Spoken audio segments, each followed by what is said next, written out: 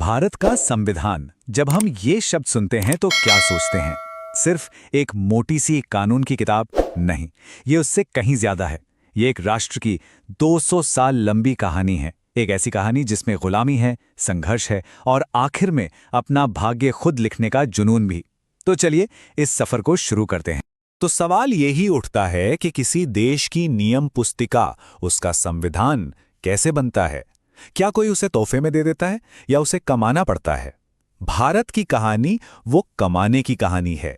ये कोई विरासत में मिली चीज नहीं थी। इसे तो सालों के संघर्ष, बहस और अनगिनत बलिदानों से हासिल किया गया था।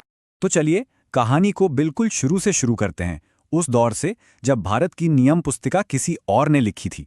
ये वो दौर था जब एक व्यापारिक कंपनी ने हम पर अपने नियम थोप दिए थे। ये था बाहरी नियंत्रण का पहला चरण। ये सब शुरू हुआ एक ट्रेडिंग कंपनी से, ईस्ट इंडिया कंपनी। लेकिन देखिए कैसे धीरे धीरे एक एक करके कानून लाए गए और कंपनी पर ब्रिटिश संसद का शिकंजा कसता चला गया। 1773 में आया रेगुलेटिंग एक्ट, फिर पिट्स इंडिया एक्ट, 1833 का चार्टर एक्ट और फिर 1853 का। इन सब में एक बात कॉमन थी, सेंट्रलाइजेशन, यानी सत्ता को एक जगह इकट्ठा करना। और मकसद बिल्कुल साफ था, भारत पर अपनी पकड़ को और भी ज्यादा मजबूत करना। फिर आया साल 1857 और सब कुछ बदल गया। एक बहुत बड़ा मोड़ आया। अब रूल बुक एक कंपनी के हाथ से निकलकर सीधे ब्रिटिश क्राउन यानी ब्रिटेन की महारानी के हाथों में चली गई। ये हमारे संवैधानिक इतिहास का एक नया और बहुत ही अहम दौर था। तो अब सत्ता कंपनी से क्राउन के पास आ चुकी थी और यहीं से ना कहानी में कुछ दिलचस्प मोड़ आने शुरू हुए। पहली दरारें दिखने लगीं। अंग्रेजों ने बहुत ही चालाकी से भारतीयों को शासन में थोड़ी बहुत जगह देना शुरू किया। कहने को तो ये छोटी छोटी रियायतें थीं, पर यकीन मानिए इनका असर बहुत बड़ा होने वाला था। ये बदलाव देखिए कैसे आए। 1861 में पहली बार फर्स्ट टाइम भारतीयों को लेजिस्लेटिव काउंसिल में नॉमिनेट किया गया। फिर 1892 में इनडायरेक्ट इलेक्शन का कॉन्सेप्ट आया और फिर आया 1909 का मॉर्ले मिंटो रिफॉर्म। इसने डायरेक्ट इलेक्शन तो दिए, लेकिन अपने साथ एक बहुत ही खतरनाक चीज लेकर आया, सेपरेट इलेक्टोरेट यानी पृथक निर्वाचक मंडल।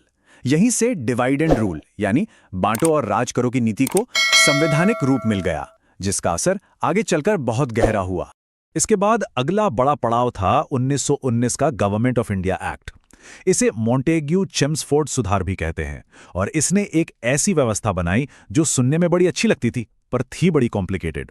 इसे कहते थे डायरकी या द्वैध शासन। अब ये डायरकी था क्या? देखिए, इसमें क्या किया गया कि प्रांतीय विषयों को दो हिस्सों में बांट दिया। एक थे ट्रांसफर्ड सब्जेक्ट्स जैसे एजुकेशन, हेल्थ, ये भारतीय मंत्रियों को दे दिए, और दूसरे थे रिजर्व सब्जेक्ट्स जैसे फिनेंस, पुलिस, ये ब्रिटिश गवर्नर ने अपने पास रखे। मतलब जिम्मेदारी आपकी, लेकिन असली ताकत यानी पैसा और डंडा वो हमारे पास रहेगा। साफ है, ये सत्ता देने का बस एक दिखावा था और ये सिस्टम बुरी तरह फेल हुआ। और यहीं से कहानी में एक जबरदस्त ट्विस्ट आता है, एक निर्णायक मोड़। अब तक जो भारतीय सिर्फ अधिकार मांग रहे थे, उन्होंने अब खुद अपने अधिकार लिखने शुरू कर दिए। ये एक जवाबी कहानी की शुरुआत थी। इसकी चिंगारी कहां से भड़की? 1927 में अंग्रेजों ने 1919 के एक्ट को रिव्यू करने के लिए एक कमीशन भेजा, साइमन कमीशन। इसमें 7 सदस्य थे, सातों के सातों अंग्रेज, एक भी भारतीय नहीं। मतलब हमारे भविष्य का फैसला आप करेंगे और हमसे पूछेंगे भी नहीं। ये तो सीधे सीधे आत्मसम्मान पर हमला था। और इसका जवाब पूरे देश ने मिलकर दिया। सड़कों पर एक ही आवाज गूंज रही थी, साइमन गो बैक। ये सिर्फ एक नारा नहीं था, ये राष्ट्रीय एकता का प्रतीक बन गया था। एक साफ संदेश था, बस अब बहुत हुआ, अब बाहरी दखल अंदाजी बर्दाश्त नहीं की जाएगी। तो इस विरोध का नतीजा क्या निकला? नतीजा ये हुआ कि जहां एक तरफ अंग्रेजों का साइमन कमीशन था, वहीं दूसरी तरफ भारतीयों ने अपना जवाब दिया, नेहरू रिपोर्ट।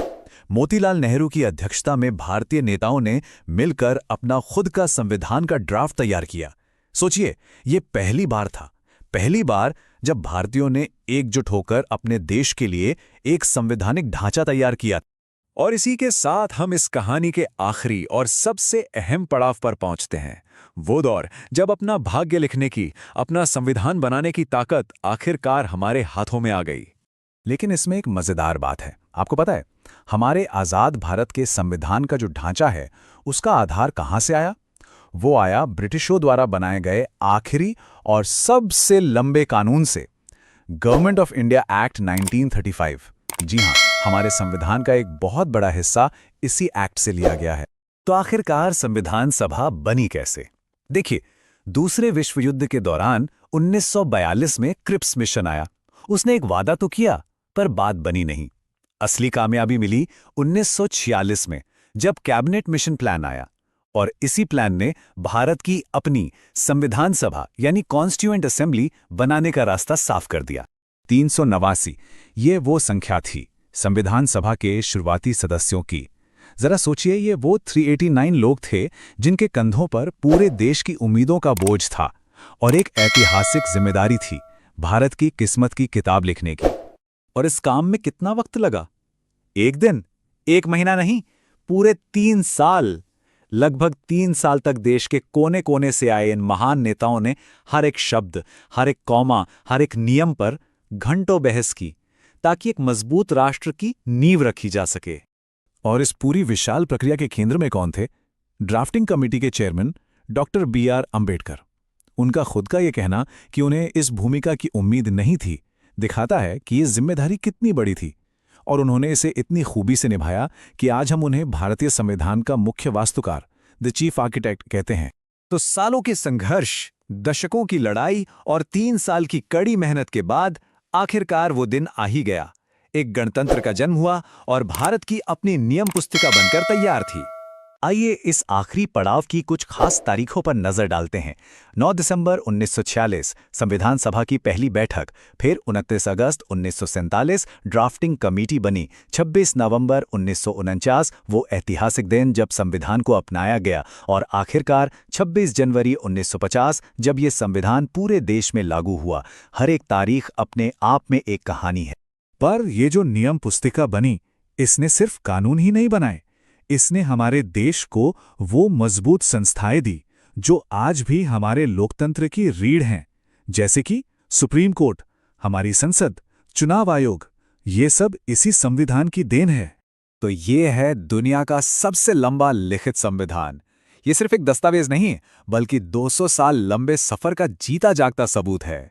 एक ऐसा सफर जो थोपे गए कानूनों से शुरू होकर खुद अपनी किस्मत लिखने पे खत्म हुआ। 200 साल के सफर ने हमें एक राष्ट्र की नियम पुस्तिका तो दे दी, लेकिन कहानी यहां खत्म नहीं होती। ये संविधान आज भी एक जिंदा दस्तावेज है जो लगातार बदल रहा है, विकसित हो रहा है। तो अब सवाल ये है कि इसका अगला अध्याय क्या होगा?